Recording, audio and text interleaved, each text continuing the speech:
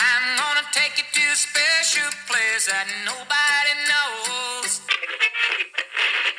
I'm old enough to know better, but I'm still too young to care.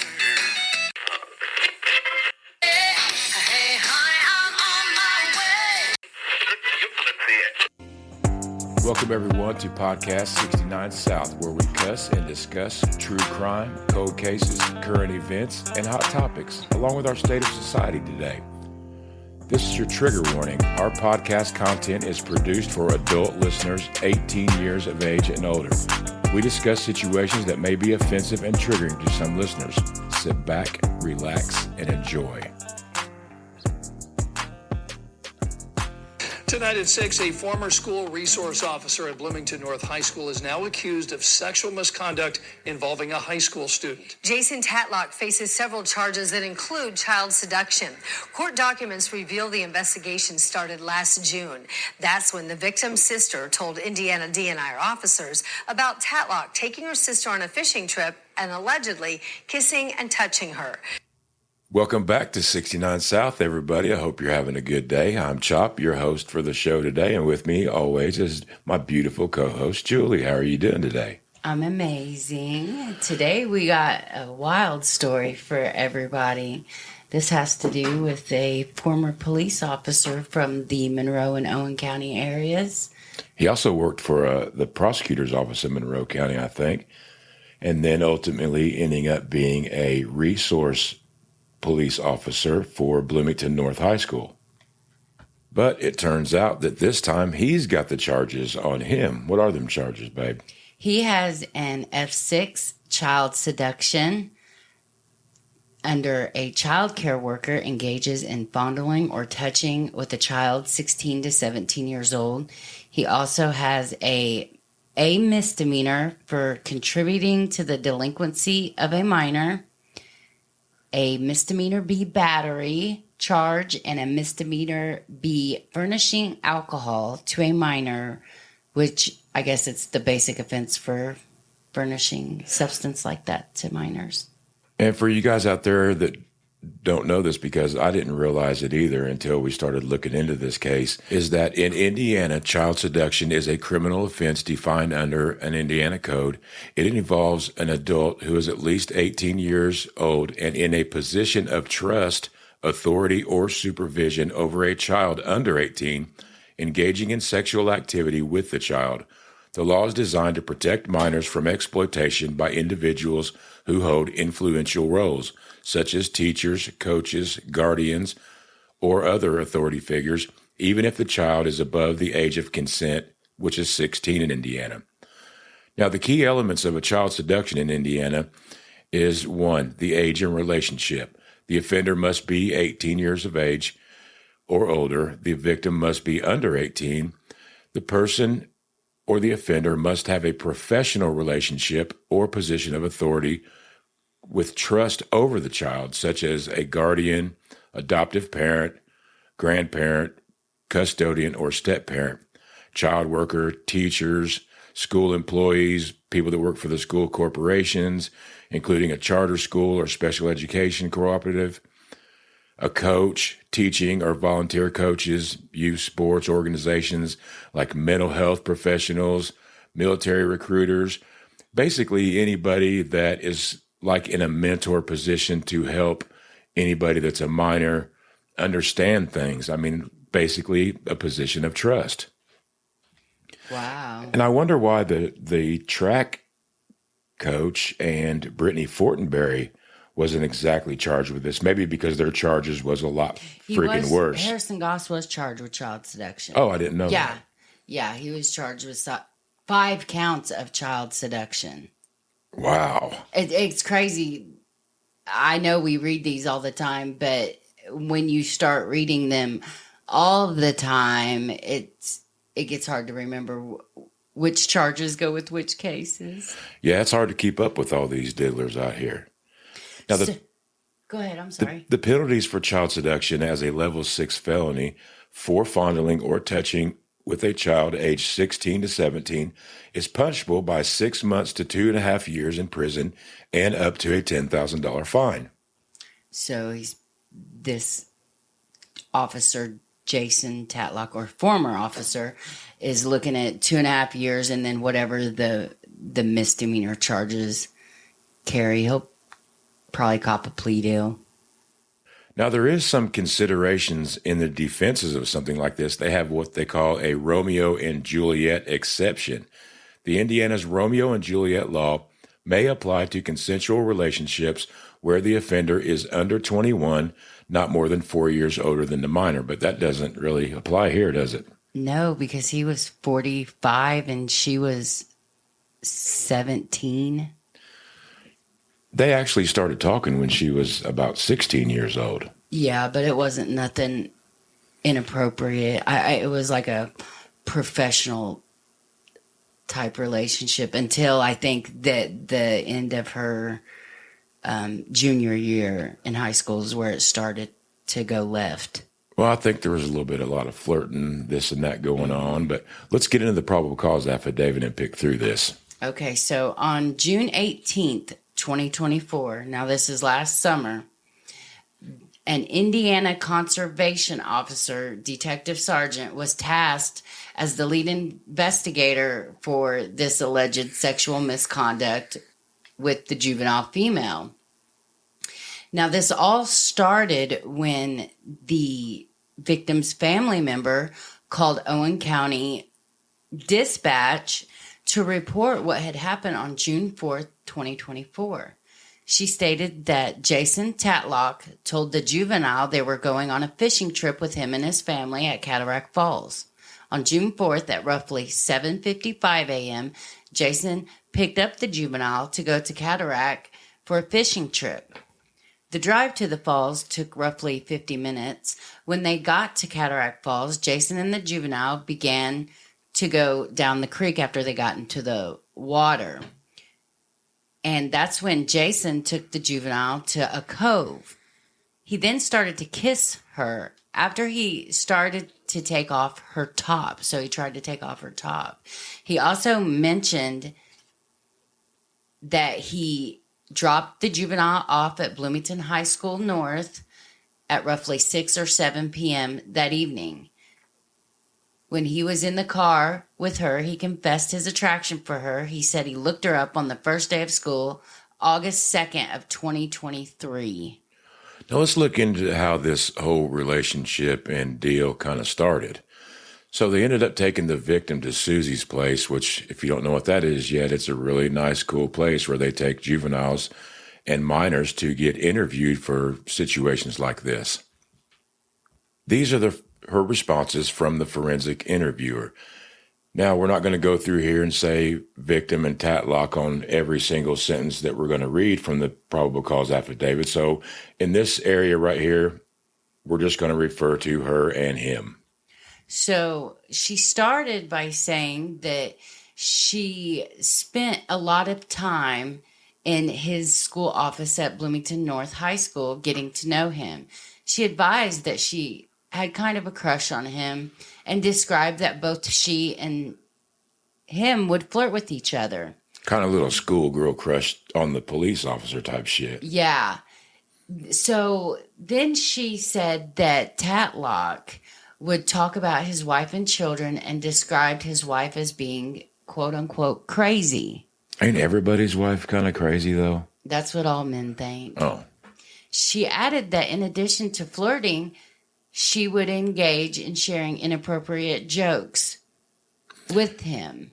She indicated that she suggested to him that he should bring into his office some snacks that she wanted. She also referenced him providing her with Starbucks beverage that he kept in his office for her. She went on to describe him bringing her favorite Starbucks coffee drinks to the school. She said that looking back on this practice, she now felt that he may have been luring her to his office, and that's exactly what he was doing, kind of grooming her. I mean, it's hard to kind of like distinguish. Flirt bomb, not love bomb, but like flirt bomb. Right, and it's kind of hard to distinguish. I mean, in the beginning, maybe he had the best of intentions on just being nice, but as you go through this, you can kind of see, I think he had it in his head the whole time. Now, she also stated that on some days she was scheduled back-to-back study halls and mentioned that sometimes she would go down to his office every day and sometimes for up to 90 minutes at a time. She described that they would look at each other in a flirty way and added that they both shared an attraction for each other. She stated that the door to his office was always left open and was never closed while she was in there. And she quoted, "And that's why I never thought, that he would actually assault me." She also said, when time went on, the jokes that they exchanged, they become more sexual and more weird in nature. She said that he began to bring food to his office for her, especially remembering bringing McDonald's McChicken sandwiches.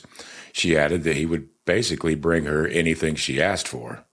So the victim recalled thinking that he brought her lunch, Starbucks, and her favorite snacks. So she thought he was the coolest dude ever. And she even mentioned that he was cute. Now get this. In May of 2024, they began communicating with each other through email. She described sending him a picture of her taken when she was about 8 years old and she was on a fishing trip. Now get this. This picture is displayed in his office, or was before he got fired. So he had a picture of this girl, of her fishing at 8 years old. Like, he had it printed out. He had it. She emailed it to him. He printed it out, put it in a frame, or I don't know if it was in a frame, but then hung it up or placed it in his office somewhere where he could look at it all day. That's kind of fucked up. Now she said that a key joke between them was that she was his number one favorite student, and that this expression made her feel like $1 million. And that there was also another school resource officer would sometimes be present in the office when she was there. And she stated that she would play cool while he was present. We'll be right back. Hey everybody, it's Chop here at 69 South. We have gathered quite the following of new and faithful listeners. In fact, we're in 72 countries and 1,600 cities. It excites the shit out of us, to be honest. We have countless downloads and streams. If you're a small business starting out or an accomplished business looking for some good advertisement, shoot us an email at 69southpodcast@gmail.com. The 6 and the 9 are numbers, southpodcast@gmail.com. Thank you for listening. Have a good day. We will send you a advertisement package.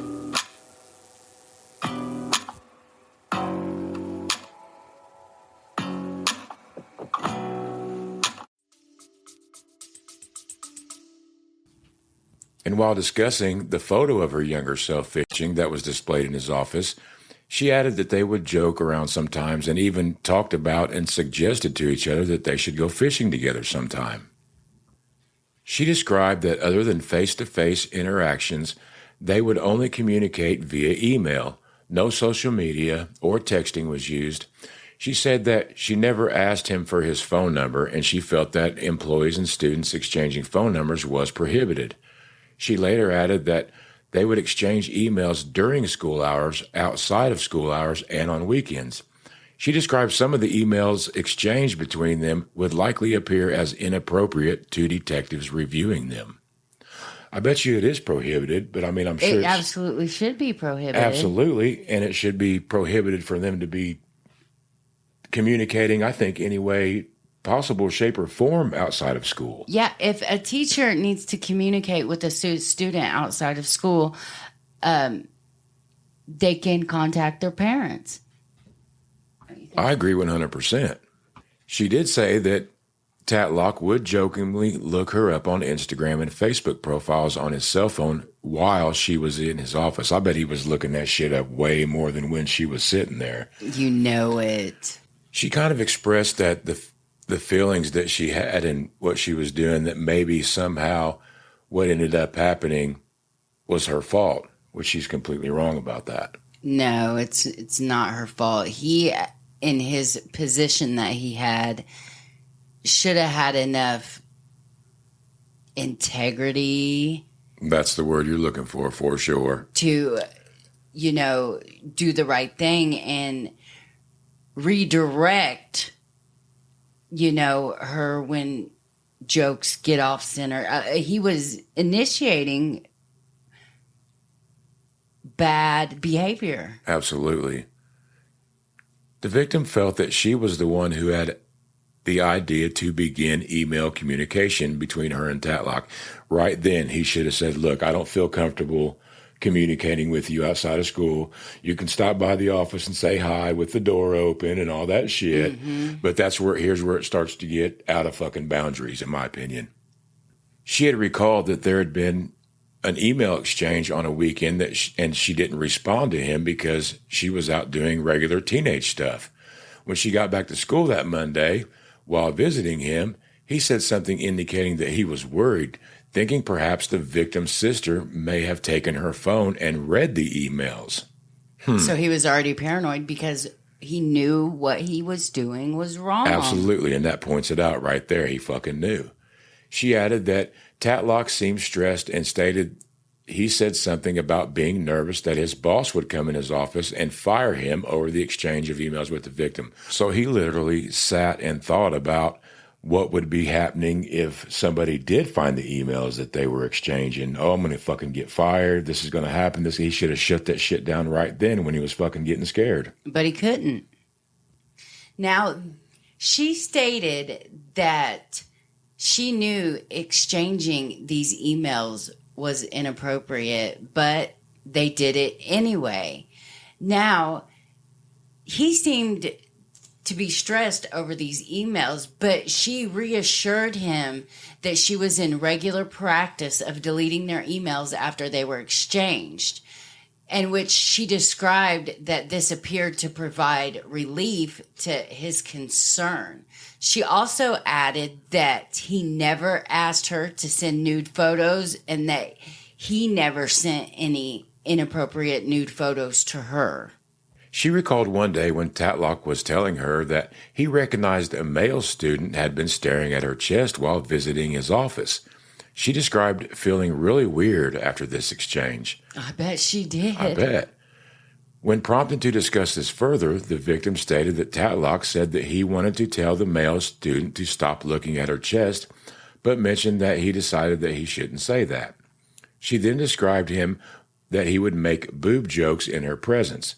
She recalled an occasion when she had a sunburn and Tatlock made a joke that if she would do a handstand, her body would appear as a frowny face.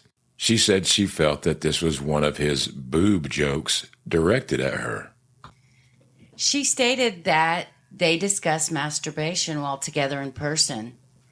And then she stated that she didn't want to discuss that issue any further. Now, whoa. This is where it takes another turn.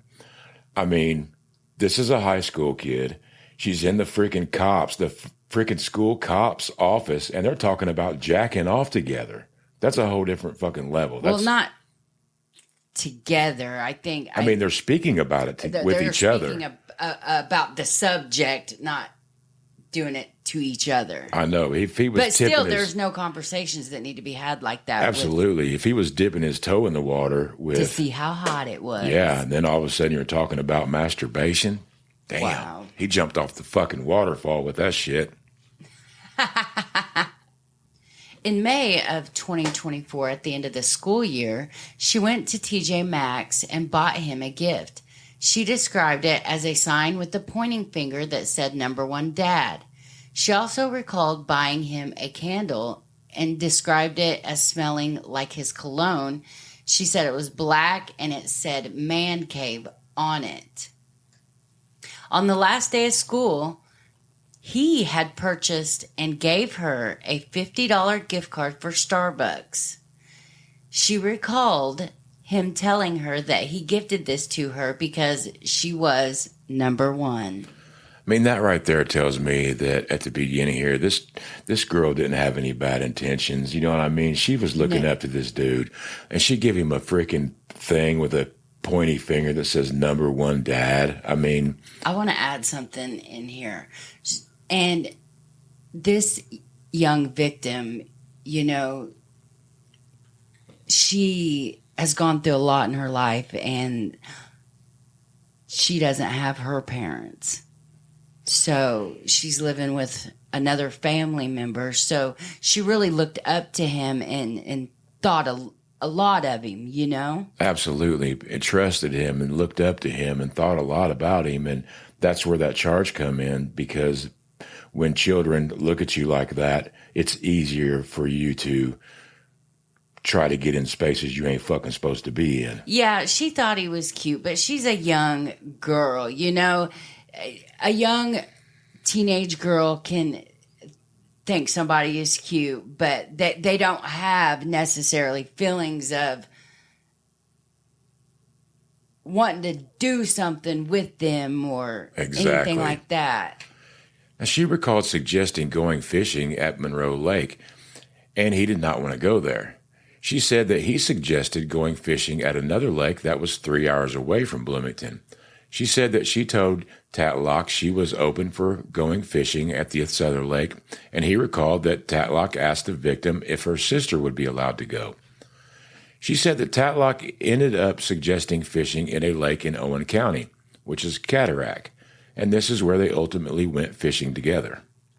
You know, he didn't want to take her fishing at the Monroe Lake because everybody would have fucking recognized him over there. You know what I mean? Hey, her friends were probably out there from the school, and everybody knew him as a resource officer over there, and he was like, fuck that. We're going to go a little bit farther away where nobody, you know, knows us, or there's going to be any evidence of some shit if anything happens.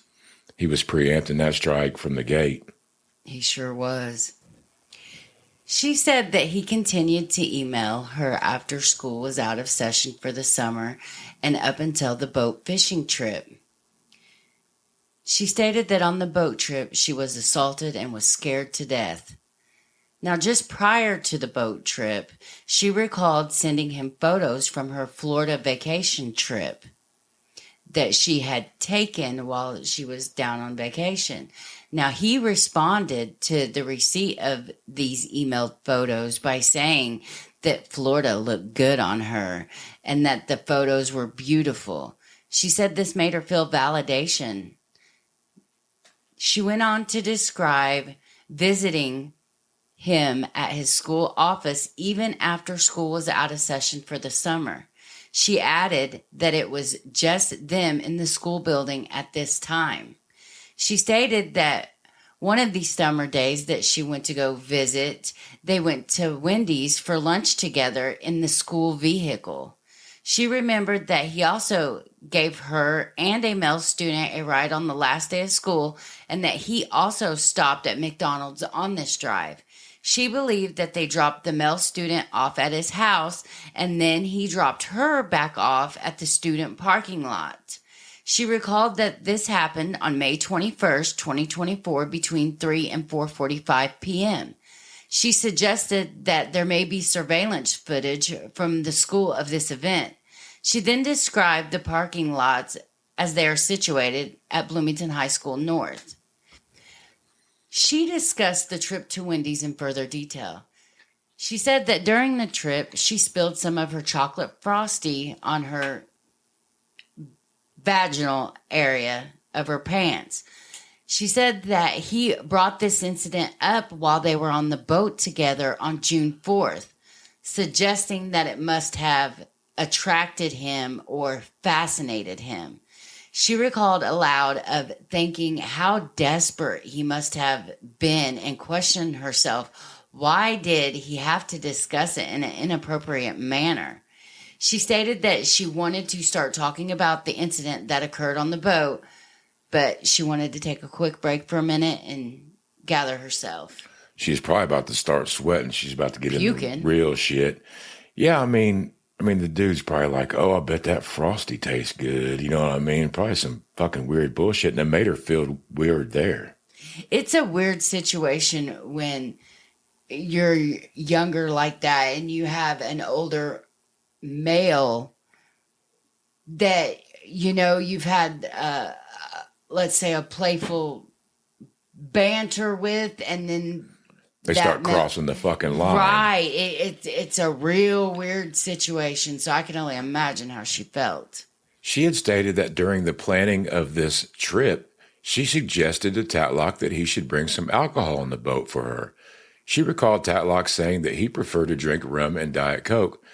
She remembered thinking to herself that, damn, man, he could have declined by saying, no, that's illegal. No, we can't be drinking. You're underage. But she added that he did end up providing her with alcohol on that day, June 4th, 2024. She described that her and Tatlock arranged to meet that morning at 8 a.m. She recalled arriving at the school parking lot at 7:55 and that he was already there in the parking lot with his truck and trailered boat attached waiting for her. So she got there 5 minutes early and this motherfucker was already sitting there ready he was to there go. at 7:30. I guarantee he was. She said that she had told her sister that she was going on a fishing trip this day with Tatlock and his whole family. She did say that she did not tell her sister that it was only going to be him and her going on the fishing trip. She was being sneaky.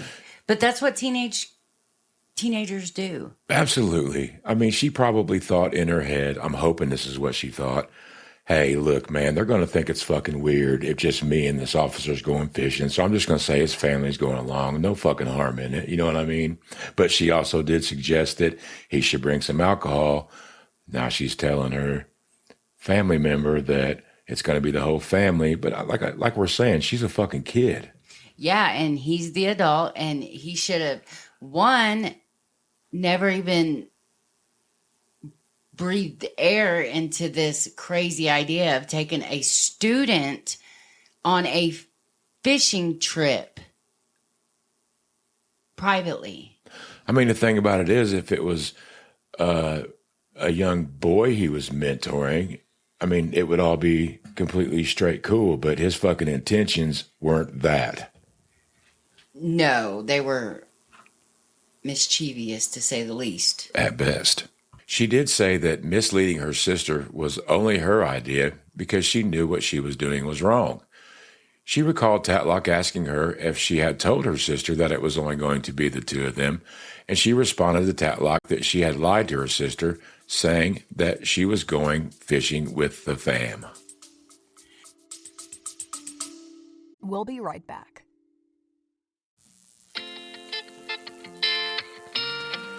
Hey everybody, this is Chop from 69 South, man. While we're taking a little break, get up, get yourself something to drink, grab yourself a plate of food. But hey, look up shopcityjewels.com, man. Pick up one of our badass 69 South t-shirts. A portion of the proceeds goes to victims, and it helps support our show. Help keep the lights on here in the studio. We thank you all so much for listening. Everybody, just take it easy and enjoy life. That's what it's all about. So when asked to describe the drive to Cataract, she described Tatlock as looking at her for, kind of too long. She recalled thinking to herself that he should really stop staring at her. Now, while on the drive to the lake, he started making inappropriate jokes. She mentioned that she wasn't listening to her intuition and described that she had a nervous feeling, that her stomach was hurting, and that the situation started just to feel really, really awkward. The victim recalled Tatlock talking about girls from the Austin, Indiana area. She said that he said Austin girls are really hot, and that he suggested that he had messed with an Austin girl before. The victim thought that Tatlock was describing an incident during which he had cheated on his wife. The victim stated that Tatlock had admitted to her in their discussions that he had cheated on his wife a year after they got married, cheated on his wife 2 years ago, had cheated on his wife the summer before they had met. Serial adulterer there. He's dipping his toes in the water with half his fucking foot. She then talked about confronting Tatlock on June 6, 2024, 2 days after the incident on the boat. asking him how many girls he had cheated on his wife with. She recalled him responding that she was the youngest.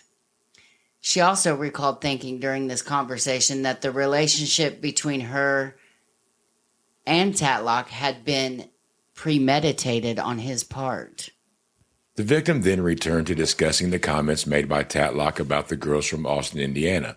She said that Tatlock had shared in discussion about a cousin of his and blowjobs. She recalled feeling this discussion was inappropriate and how it made her feel weird and want to switch the topic. I bet she wanted to switch the topic. Nobody wants to talk about their cousins and blowjobs. Not with a fucking dude that's old enough to be That's the school cop. And that's fucked up. She confirmed that this discussion occurred while in Tatlock's truck on the drive to Cataract Lake. Oh my goodness. The victim unintentionally brought up the name of another girl at the school who also had a crush on Tatlock. The victim then became emotional, explaining that she did not want to bring anyone else into this matter. She expressed that what had happened to her only involved her and Tatlock, and she was worried that if others would be brought into the situation, she was in fear of being humiliated at school. Poor thing. She also stated that she had even told Tatlock after the boat incident that she was not going to tell anyone about it. She added that she felt that the situation was placed in was so unfair. She described not being able to sleep, being scared, and that she lacked an appetite. She also expressed concern for Tatlock and his family, not wanting him to get in trouble, lose his job, lose his vehicles. She felt responsible for whatever Tatlock had going on for him. No, it is not her responsibility. He is a grown man, and he knows the difference between wrong and right. He put them shoes on and laced them up and started walking in them, so... He crossed that fucking line. The victim then discussed an interaction that she had had with her sister. When her sister viewed something on her phone, she described to her sister as unsafe. She elaborated, saying that this was the precursor event that eventually led to her disclosing to her sister that she had been sexually assaulted by Tatlock. She stated, "I haven't been the same person since what he did to me. I haven't been the same person. I've had trouble sleeping. I've been traumatized." She stated that for some reason she cared more for Tatlock than for herself. She said she knows what it's like to have a dad in jail and thought to herself that she couldn't imagine the look on the faces of his family when they found out about the incident. Now, while rationalizing her thoughts, the victim suggested that Tatlock could have blamed his actions on the boat on being drunk. She suggested that he knew exactly what he was doing, that he had premeditated it, that he had told her that he had been eyeing her since the first day of school. She described feeling betrayed, vulnerable, and grossed out. She then refocuses on talking about the June 4th incident at Cataract Lake. She recalled him launching the boat. She remembered that once they were underway on the boat, that her whole entire stomach just sinks. She got this horrible feeling. And she described it that she was acutely aware that she was now on the boat alone with him, and added that after their discussions in the truck on the way to the lake, that she was feeling scared shitless. Scared shitless. I mean, I wonder if her mind, she was thinking, yeah, I'm kind of going on this fishing trip with the mentor thing. And then she realized he was probably fucking staring at her and shit with them weird ass fucking eyes. And she was like, son of a bitch, man, I'm out here on the fucking boat with this motherfucker. He's got liquor. He's looking at me like he wants to fucking attack me.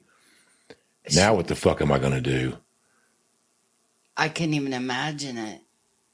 She then starts describing about what it was like on the boat. She said that he was at the controls of the boat and he was going pretty fucking fast. He kept looking at her like in a weird way. She described him as smiling at her and like looking at her in a flirtatious manner. She said that he navigated the boat to a back corner of the lake. She recalled feeling scared and concerned about what would happen to her. She drew an illustration on the whiteboard to attempt to assist in her explanation of where they were on the lake. She explained that the area that Tatlock had driven the boat to was surrounded by trees, and she said while they were there, she did not see any houses or boats in the area. I bet he knew this lake like the back of his hand. He had this shit all planned the fuck out. She said that while in this area, that's when they start drinking. She said that Tatlock had brought for her Svedka, blue raspberry, and rum and Diet Coke for him. She felt that it was only about 10 minutes into the boat trip when she began drinking. She recalled drinking approximately 2 to 3 shots worth of the vodka, drinking it straight from the bottle. Shoo. No chaser. She said that the two of them began fishing and the conversation turned to where she may want to attend college. Tatlock asked her about attending college in Kentucky and how serious she was about that. She stated that she really was interested in studying nursing at IU. She remembered that she perceived Tatlock preferred her coming to IU instead of going to Kentucky. He wanted to keep her ass right around here. She stated that it felt like about 20 minutes or so, she was starting to feel the intoxicating effects from drinking the vodka. She described feeling dizzy and that everything appeared to be very bright. When asked, she said she was familiar with the taste of this particular beverage and added that it did not taste weird to her. She described the bottle as being a brand new bottle. She couldn't remember if the seal was broken or not, and that she stated she did not think that she had been drugged in any way. And then she described at one point she remembered chugging away on the vodka bottle, and that after that, the victim and Tatlock started discussing previous relationships. She stated that about 10 minutes after they started fishing, Tatlock caught a catfish. She recalled feeling jealous because she hadn't caught anything. She said that Tatlock took a picture of the fish with his cell phone. She recalled that she continued to fish for approximately 15 minutes after this, but then she gave up. She then recalled that she had just sat down and drank some more of the vodka, and this kind of attributed to her feeling so nervous. She described that Tatlock had said something like, "Damn, girl, slow down on that vodka." She recalled him asking her if she was done fishing, and her responding that she was just taking a break. She said that Tatlock then took a break from fishing also and stated that he then sat down next to her. She described herself as feeling pretty tipsy at this point and said that it appeared to her that he had drank approximately half of his bottle of rum and Diet Coke. She described the rum as dark in color. I wonder if it was a fifth or a pint. Probably a fifth. That's the big one? Yes. I can't ever remember. Well, I guess that's the medium one if you call the half gallon the big one. Oh. You got a pint, basically a fifth, and then a half gallon. But a fifth is the pretty big fucking bottle. She began an attempt to explain the boat and draw another illustration to assist in her description.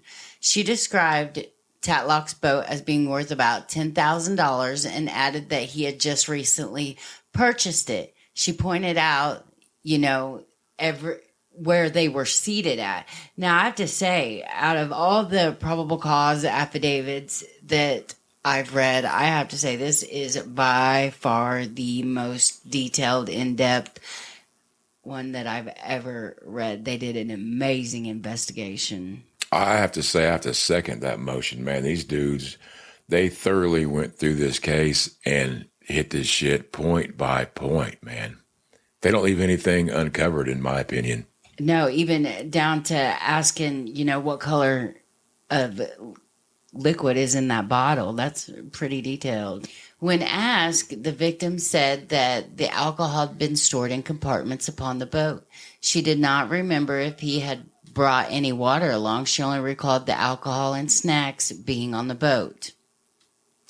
She did not recall anything remarkable about the boat, just that she had never been on one like that before. The interviewer directed the victim to think back when Tatlock sat down beside her in the boat.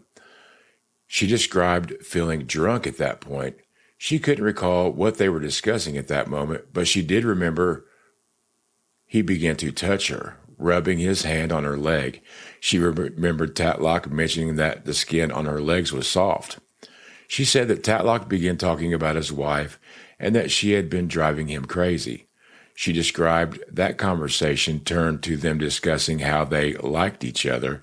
She said that Tatlock then began to talk about his sex stories. The victim recalled that Tatlock spoke of cheating on his wife with a female police officer the previous summer, as well as discussing cheating on his wife with multiple women. The victim said Tatlock stated that he had sex in the passenger seat of his truck, presumably with someone other than his wife, and that Tatlock said that it was the best sex of his life. The victim said while Tatlock was telling this story, he said that, quote, I nutted so hard that it shot over her head from where we were laying at. She recalled feeling absolutely shocked at hearing this described by him. She reported that he also told her, quote, there's a nut stain on the passenger side where you're sitting at, end quote. Holy shit, man. That is so... I can't even imagine what this poor girl's mind, what's running through her mind. She stated that later, after returning to the truck, she observed a stain on the passenger seat that could have been what he was speaking of. She pointed it out to him and he responded, quote, see, I told you. That's fucked up. That's not a conversation that a middle-aged 40-something-year-old man needs to be discussing with a 17-year-old kid. No. I mean, that's some shit that dudes be talking about by themselves, not even when females of any age are around. You know what I mean? I nutted so hard it shot over her head. It's disgusting. It's fucked up. She stated that the conversation with him turned towards him being unhappy in his marriage. She recalled that she responded back with advice and asked him why he doesn't just get a divorce from his wife. Now, there is other things listed in this probable cause that I'm not going to say out of respect for his wife, but if she wants to know, she needs to ask him or get a copy of the probable cause and read it herself. I'd fucking ask him if I was her. Victim recalled Tatlock saying that when he does have sex with his wife, it's like once a month, and after that, quote, the shop's closed for the rest of the month, unquote. As it should be. She probably knows he's just a weirdo, you know? Or maybe she's just tired of fucking him after 25 years. The victim pondered aloud, thinking, you know, if others were hearing this situation right now, a 45-year-old grown man telling his 17-year-old student would likely think it was gross and weird. She recalled thinking that Tatlock should not be telling this to anyone, particularly not to his students. Now, she described that while this conversation was occurring, that Tatlock was continuously rubbing her leg. She then recalled fishing again for a short time. She thought she only had one fishing pole in her hand 2 or 3 times, and she said the rest of the boat trip she was being, quote, assaulted. Damn, and they was in the water from like All 9 day. o'clock till 3 or 4-ish because he dropped her back off at the high school 5 or 6-ish. Yeah, so they were on the water for 6-7 hours. Good roundabout time. The victim described Tatlock as saying, you're just so beautiful. The most gorgeous eyes, gorgeous eyebrows, lips. Your shape is nice. You look Latina. The victim described feeling again validated by his compliments. So he's making her feel good. He knows what the fuck he's doing. Didn't you say that he just took a sexual assault class a couple weeks before this fucking shit happened? I think he had to help give one to the students at the school, or so he was in a class when it occurred. We'll get to that later, but it's in here. Holy shit. So the victim described that when they were on the boat, that Tatlock was mirroring her position. Like he sat down right next to her. He's looking in her eyes while she's talking, like a mirror image of herself. Like sitting directly across from each other, knees touching, looking face to face is what I got out of it. And she added that while they were sitting like this, Tatlock moved from rubbing her leg to rubbing her arm, and then I'm sure other places as well. She stated that Tatlock had told her that he had been on her since the day he met her, meaning that he was fucking checking her out the first time he saw her. She further described that Tatlock expressed to her that he had felt creepy for having the attraction to her, and added that he mentioned that he did not see her as a normal 17-year-old girl. The victim continued to relay what Tatlock told her about his attraction to her. She said that Tatlock told her that he was obsessed with her, and that's in quotes, that he thought about her every day, and that he was freaked out when she did not respond to his email that one day, which she spoke of earlier in the interview. She said that Tatlock described being attracted to her, recalling that she was wearing a tight top and jeans on the first day of school. He told her that on the first day of school, he thought she was gorgeous. He told her that he wanted to know who she was. He recounted to her that he had heard the security guard call her by her first name. He then told the victim that he looked her name up in the Skyward school system, the school's student database, and found many students with the same first name. She described that he told her that he looked at each one of these student profiles to find her name and address. She recalled that Tatlock noticed that based on her address, she lived close to the school. They asked the victim if she had ever observed Tatlock driving past her house. But then she added that maybe that might have been his normal route of travel, so she never thought much about it. The victim highlighted that Tatlock said that he had an attraction to her on the first day of school and pointed out that she was only 16 years old at the time. She discussed aloud that after hearing this from Tatlock, she had feelings of being frustrated, annoyed, and angry considering the actions he described that he took finding more about her. It's kind of fucking creepy. She stated that in the moment of hearing this described by him, she felt uncomfortable, and then she felt like he was a creepy old man after that. She spoke about how she looked much younger on the first day of school than she did on June 4th, adding that, during this time period, she had gone through a lot of changes, and, that she didn't think that this was normal, that Tatlock should be attracted to someone of her age. She said that after Tatlock disclosed this to her, she told him that she had a crush on him as well. Victim said that he responded that he was glad she told him that because he felt, quote, crazy and weird, end quote. The victim said at this point, Tatlock began to become more physical with her. She said that Tatlock even said, quote, "I shouldn't be doing this," unquote. The victim recalled that she began to drink more alcohol, even drinking some of Tatlock's rum and Diet Coke, acknowledging that she can't remember everything that led into the moment. She did remember that Tatlock began rubbing her shoulder and complimenting on her muscles. She again offered that the sentiment that of Tatlock's attention, it made her feel, quote, like $1,000,000. She said after this exchange, she remembered Tatlock talking to her in a sexual manner and again somehow brought his wife into the conversation.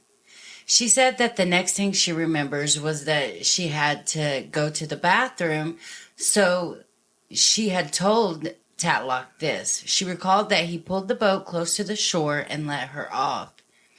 She was feeling scared that Tatlock might watch her go to the bathroom or see her private areas, so she made sure to go to a well-hidden area. She stated that when she returned to the boat, that he assisted her back on and said that he smacked her ass. She recalled Tatlock asking, "Did I just slap your ass?" She recalled that she responded that she didn't think so. She said that she knew that he did, but responded in that way because she was scared and didn't want to have to tell him that it made her uncomfortable. She described that both she and Tatlock were seated in the boat at this point, and they were talking, and he started to rub her back. She described moving to another area of the lake. She could not recall where on the lake that they were when it happened, but she said that he asked her if he could kiss her. She said that she responded with yes, and stated that he kissed her on the lips as well as other places on her body. She proceeded to describe that he kissed her head and her ear, describing him nibbling on her ear.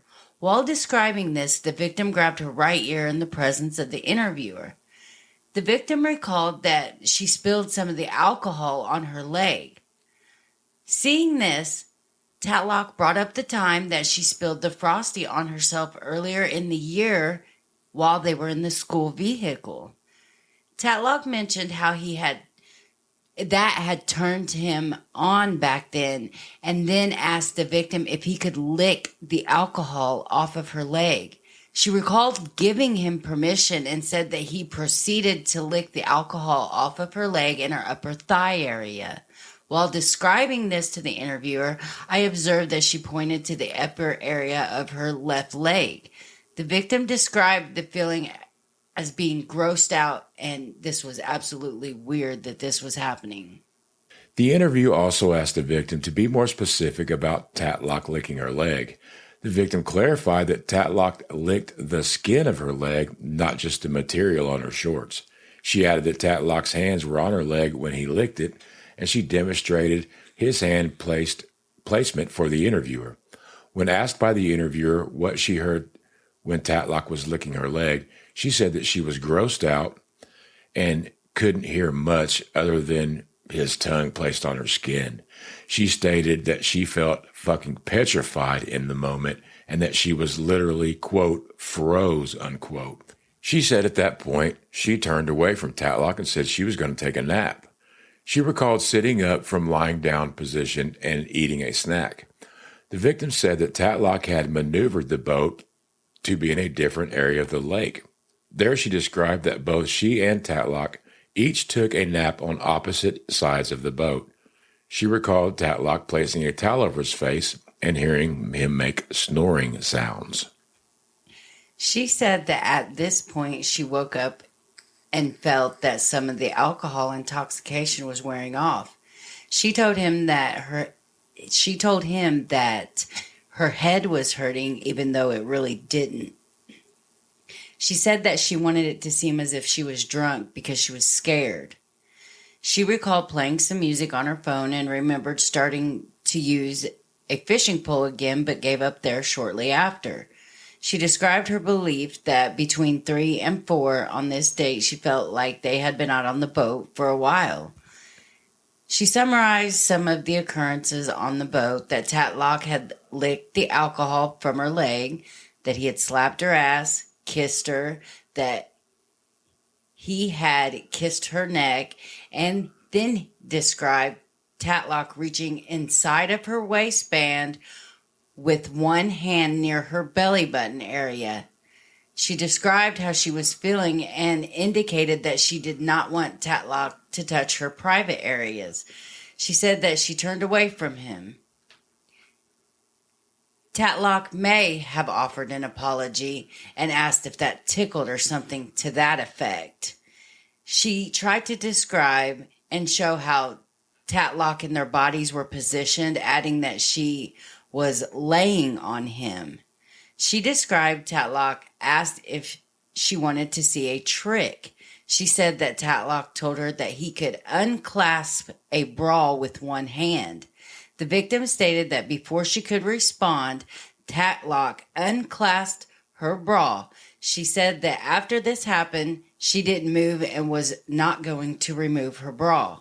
She recalled commenting to Tatlock that he must have had practice, and the two of them started laughing about it, but she felt terrified in the moment. You know, opinions are like assholes. Everybody's got one. I just can't help but wonder. It just seems weird to me that they were kind of like really freaking drunk and hot and heavy, or he was anyway. And then the next thing she remembers is she woke up and dude was snoring. Like, I wonder if something happened when she was so fucked up that either A, she don't remember, or B, her mind is blocked out because it was so fucking traumatizing to her. But like I said, I was just thinking. The victim recalled that Tatlock asked her how big her boobs were and described and motioned how Tatlock grabbed her breast on the outside of her shirt. She said that Tatlock said that they were pretty big, to which she told him, quote, "Yeah, for a 17-year-old. She said that Tatlock responded, "Don't say that." Again, he's fucking acknowledging that it's even the mention. What he's doing's wrong. Absolutely. She described that she was feeling that they were supposed to be fishing, not her having Tatlock touch her boobs, undo her bra, slap her ass, and kissing her. When asked, the victim stated that she felt immediate disgust when Tatlock grabbed her boobs. She also described having the feeling that she was being assaulted at the moment. She believed that around 5 p.m. they were getting ready to depart the lake and head home. The victim said that her bra was still unclasped and remembered Tatlock asking her if he should hook it back up. She said that she gave him permission to do so. She described her bra as having 3 hoops. She stated that Tatlock again began rubbing her back. Now, she said that her and Tatlock agreed on leaving the lake. She recalled jokingly asking him to let her drive the boat. Tatlock told her she could drive the boat and directed her to sit on his lap. She sat on his lap and drove the boat while he continued rubbing her back and looking at her with a smile on his face. She described that at this time her shoulders were tense and she felt very shaky. She described that she observed that approximately half of the vodka bottle had been drank during the boat trip. She said that Tatlock made a comment while getting into the truck after loading the boat that it had been hard to do so while drunk. She mentioned that she had taken a photograph of herself while on the boat June 4th, but she had deleted it. She thought that while going through her phone, detectives may possibly be able to find this photo. She stated that on the road trip back to Bloomington, she pretended to be asleep. She did not really want to interact with Tatlock anymore. She described knowing that she was just assaulted. She felt vulnerable and quote-unquote naked, even though she was clothed. She said that Tatlock was rubbing her back during the ride home from the lake. She remembers arriving at Bloomington North High School. She recognized the school parking lot, and while peeking through the corner of her eye, and she was acting like she had just woken up at that time, even though she hadn't been asleep the whole trip. When departing each other from the school parking lot, she recalled Tatlock thanked her and told her that he had fun, suggesting they should do it again. She said that Tatlock also expressed that he was here for her. She recalled questioning if this was a sincere comment or not. She said that she asked Tatlock if he was going to keep the vodka bottle. He mentioned that something about his wife may have concern about it, so he suggested the victim take it with her. She suggested that her possession of the alcohol might have been captured on the school surveillance camera system. She said that she put the alcohol bottle in her trunk. She recalled being concerned driving around in the days after the alcohol bottle was in the trunk, mentioning that it was illegal. She stated that she gave the bottle to a co-worker who was 21 years of age. Of course, that's legal. You know what I mean? She said that after saying goodbye to Tatlock in the school parking lot on June 4th, she started bawling her eyes out, crying when driving towards her house.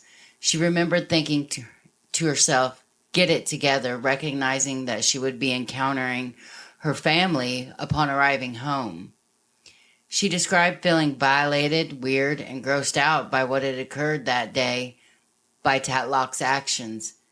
She recalled that she lied to her family, saying that she had a fun time on the trip and said that Tatlock's family was nice. She said that after the exchange with her family members, she went to her room. She recalled being very hungry but had no appetite to eat. She said that despite her feelings, she emailed Tatlock and asked that he respond upon arriving home. She thought that this email may be able to be recovered on her phone. She recalled feeling as if she was in disbelief of what had transpired that day and decided to just go to sleep. She recalled that when she woke up, her head was pounding. She believed that she was being affected by a hangover. She then described having a range of thoughts about what Tatlock's daughter or wife would think about what had happened and feeling regret for flirting with Tatlock and thinking that what had happened to her was her fault as well, in which it was not. The victim reported that she had received an email back from him in which he wrote something like, "Good night, beautiful, and see you tomorrow." She recalled that he emailed something to that effect of finding her eyelash hairs stuck to his nipple. She explained that while going fast on the boat, she had commented about her eyelashes were coming off. Damn. So the victim said that she struggled with her emotions the next day, having stomach pain and felt disgusted and grossed out. She said that it had bothered her, and she felt she had to act normal to everyone as if nothing had happened to her. She described having difficulty sleeping and having flashbacks to what had happened on the boat. The victim remembered and talked about a comment that he had made while on the boat. She said that he had mentioned taking her to a Nashville in Brown County to a hard truth distillery. She stated that on June 5th, she went to visit Tatlock at his school office. She described feeling concerned that if she had let on that she was scared that Tatlock may harm her, so she spoke to him as if she had been comfortable with what had happened on the boat, and she said that they had flirted. Now, while she was in Tatlock's office, the victim said that she began to drink a vitamin water that came out of Tatlock's office refrigerator.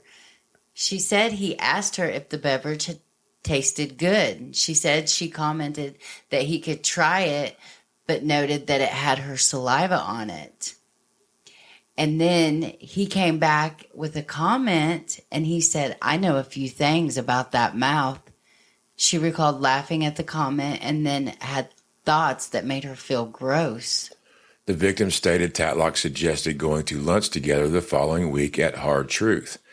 She said that she declined the invitation.